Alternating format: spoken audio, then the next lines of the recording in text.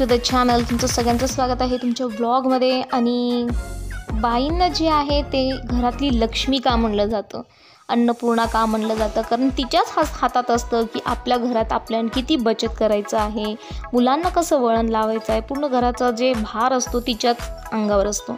कारण की माणसाचं काय असतो, सकाळी जातात संध्याकाळी येतात.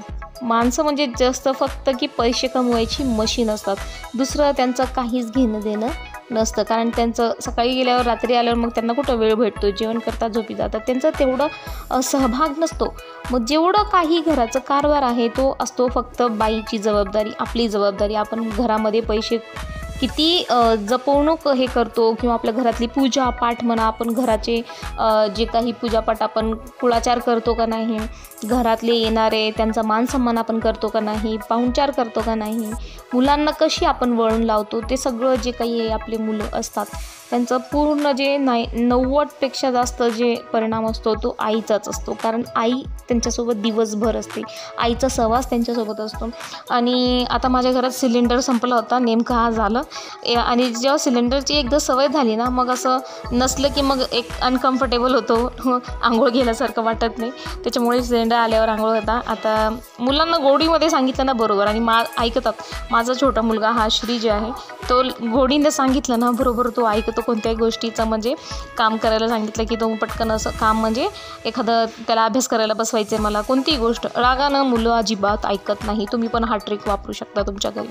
रागानं मारानं अजिबात ऐकणार नाही, ते उलट अजून बिघडून जाईल, त्यांची मेंटॅलिटी खराब होऊन जाईल की माझे आईवडील मला लाड करत नाही, मला प्रेम करत नाही, नुसतं रागाराग करता. त्याच्यापेक्षा चांगलं की तुम्ही त्यांना प्रेमाने बोला, त्यांना प्रेमाने समजून त्यांची काढा की बाई असं केलं तर तुझं चांगलं होईल. असं एक थोडंसं समजून जर सांगितलं ना तर मुलं ऐकतात, मुलं समजतात.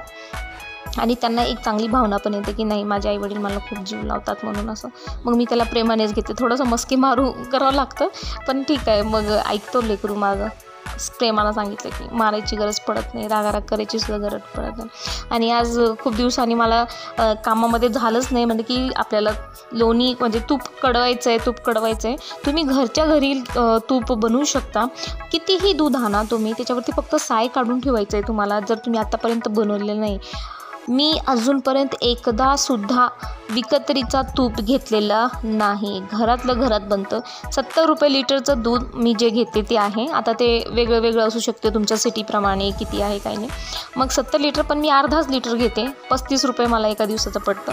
मग 35च्या हिशोबाने मला नाही म्हणलं ना तर पाऊण ते 1 किलो तूप माझं एक महिन्यात निघून जातं. म्हणजे तुम्ही हिशोब लावा, जर 35च्या हिशोबाने 15-7 म्हणजे 1,1100 रुपये काहीतरी होतो बिल पूर्ण एका महिन्याचं. आणि त्याच्यामधून 750 ते 800 रुपये तुपाचा भाव आहे. म्हणजे मला दूध फ्रीमध्ये भेटल्यासारखं झालं. त्याच्यामध्ये मग आम्ही दूध पण बनवतो, परत माझ्या मिस्टरांना दही पण लावलं जातं, आणि आरामशीर तूप पण मुलांना खायला भेटतं. आणि विकत्रीचं केमिकल असतो, त्याच्यामध्ये काय मिक्स करतात त्याच्यापेक्षा तुम्ही सर्वात चांगलं तूप भले कमी हो पण घरच्या घरी बनवायला तुम्ही शिकून घ्या. एकदम सोपी पद्धत असते त्याची, काही नसते.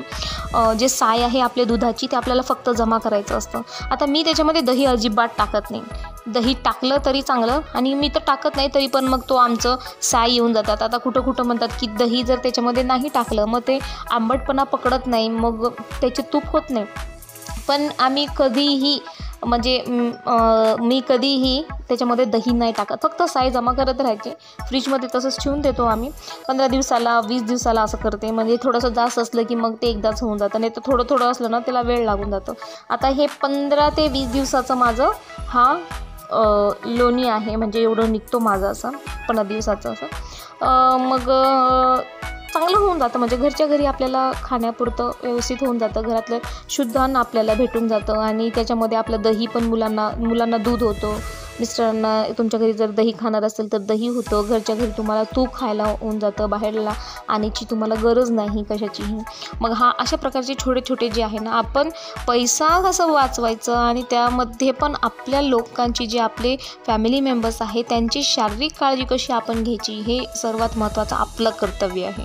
त्याच्यामुळे मग तुम्ही जर नाही करत असेल तर तुम्ही करा ह्या गोष्टी, खूप चांगलं. फक्त ह्याला आता हे लोणी जर हे आहे ना, म्हणजे 15-20 दिवस जमा करायचं त्याला आणि त्याच्यामध्ये काढून त्याला मिक्सरमध्ये फिरवायचं. चांगलं मिक्सरमध्ये फिरलं ना ते आपोआप गोळा होऊन जातं. एकदा गोळा झालं की तुम्हाला कळून जाईल. आणि परत आता जो ताक आहे ना काढलेला बघा, त्याचा पण कसं वापर होतो, त्याचा खाद म्हणून वापर होतो.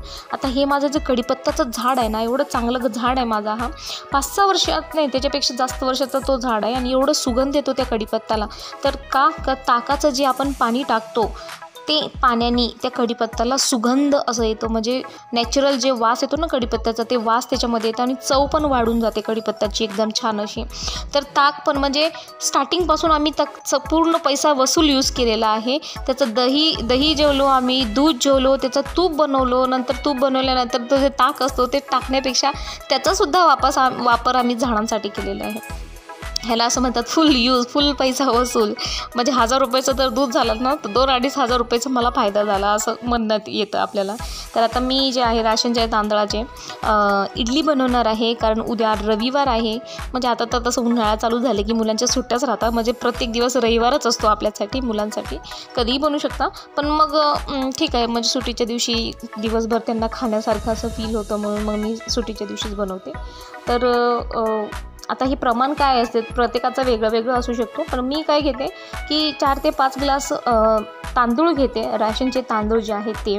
आणि त्याच्यामध्ये डाळ मी टाकते, अर्धा ग्लास उडीद डाळ टाकते, अर्धा ग्लास मुगाची डाळ टाकून देते. आणि थोडंसं तुम्ही इडली बनवा किंवा तुम्ही डोसा बनवा, कोणतंही बनवा, त्याच्यामध्ये 1 चम्मच तुम्ही जे आपले मेथीचे दाणे आहेत ते टाकायचं. त्याच्याने चांगले होतात इडली म्हणा, डोसे म्हणा. डोसे जर बनवत असेल तर क्रिस्पीनेस येतो त्याच्यामुळे, आणि इडली पण खूप छान होतात. तर असं आपल्याला करायचं आहे. आणि पूर्ण रेसिपी मग तुम्हाला पुढच्या व्हिडिओमध्ये मी नक्की शेअर करणार आहे.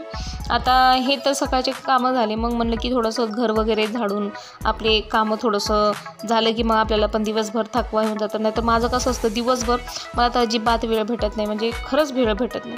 दिवसभर शूटिंग असते माझी आणि नंतर मग रात्री 12-1 वाजेपर्यंत माझं एडिटिंग असतो. कारण ऑलरेडी माझे 2 चॅनल झालेले आहेत. आता एक वेड फक्त स्वामींचे, तुम्ही नाही सबस्क्राईब केले तर एकदा सबस्क्राईब करून घ्या. मराठीमध्ये टाईप करा वेड फक्त स्वामींचे. त्याच्यावरती मी स्वामीशी रिलेटेड सगळ्या उपाय, तोडगे, सेवा कशी करायची सगळं टाकते त्याच्यामध्ये. ते एकदा तुम्ही जाऊन बघा. आणि हा व्लॉग म्हणजे 2 चॅनल, त्याची shooting, video editing, uploading, thumbnail, scheduling, खूप कामं असतात. त्याच्यामुळे खूप हायगाई होऊन चालली माझी अशी.